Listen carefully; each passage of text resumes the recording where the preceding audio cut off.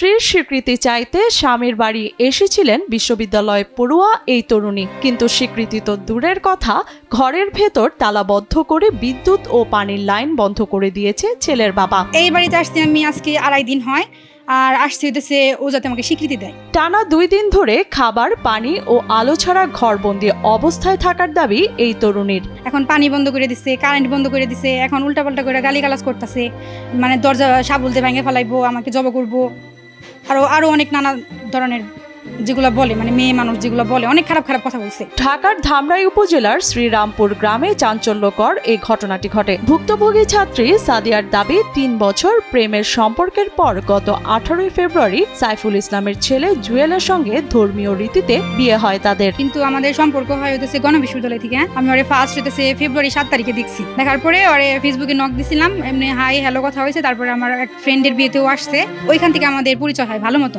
পরিচয় হয়। প্রায় 2-3 মাসের উপরের মতন আমরা ঘোরাঘুরি করি, মানে প্রেমের সম্পর্কে জড়াই। তারপরে আমার পাশে থেকে অনেক চাপ দেয় যে বিয়ে, তোমাকে অন্য জায়গায় বিয়ে দিয়ে দিব। পরে আমি বলি, ও আমার আব্বুরে ডাইরেক্ট বলে যে আঙ্কেল আপনি অন্য কোথাও বিয়ে দিবেন না, আমি আপনার মেয়ে বিয়ে করবো।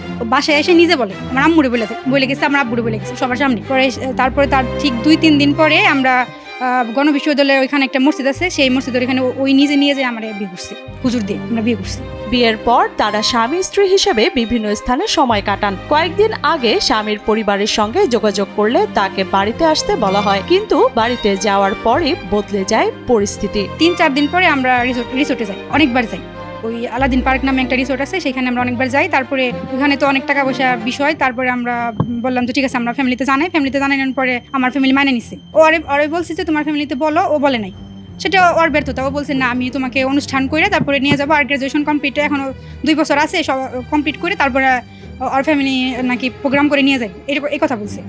তখন ওর ফ্যামিলি কথা বলছে, কিন্তু এখন বলে যে ওনারা কোনো কিছু জানে না। অভিযোগ ওঠে, বাড়িতে পৌঁছানোর পর জুয়েল ও তার মা বাবা সেখান থেকে চলে যান। প্রথম রাত তিনি বাড়ির বাইরে কাটান। পরদিন ঘরে প্রবেশ করার পর বাড়ির লোকজন ফিরে এসে তাকে ঘরের ভেতর তালাবদ্ধ করে দেয়। এমনকি বিদ্যুৎ ও পানির সংযোগও বিচ্ছিন্ন করা হয়। বিকাশ পেমেন্টে 10,000 টাকার বেশি অফার। শপিং চলছে তো। 2 দিন ধরে আলো ও পানি ছাড়া ঘরবন্দি অবস্থায় থেকেও তিনি স্ত্রীর স্বীকৃতি দাবি করছেন। আসার পরে হইতেছে আমি তালা ভাঙা ঘরে ঢুকছি। যখন ওনারা শুনছে তখন ওনারা চলে আসছে। আমি যখন ফার্স্ট ওনাদের বাড়িতে এসে 1 রাত বাইরে ছিলাম, তখন উনি আমাকে দেখে তালা মেরে চলে গেছে। আর মানে উনার জামাই যে কই চলে গেছে কেউ জানে না। আমি সারা রাত বাইরে ছিলাম, একটা মহিলা, আমার সাথে আমার এক আন্টি ছিল, আর কেউ ছিল না। ছেলে বর্তমানে আছে, নানি বাড়ি আছে। সমাধানের রাস্তা তো কেউ কোনো পার্টিতে চাপতেছে না। তখন আমার কাছে আইসা যে বললাম, তাও বলতেছে না, সরাসরি বাড়িতে উঠে বলছে। এদিকে জুয়েলের বাবা সাইফুল ইসলাম ঘরে তালা দেয়া ও পানির সংযোগ বন্ধ রাখার বিষয়টি স্বীকার করলেও বিয়ের অভিযোগ অস্বীকার করেন।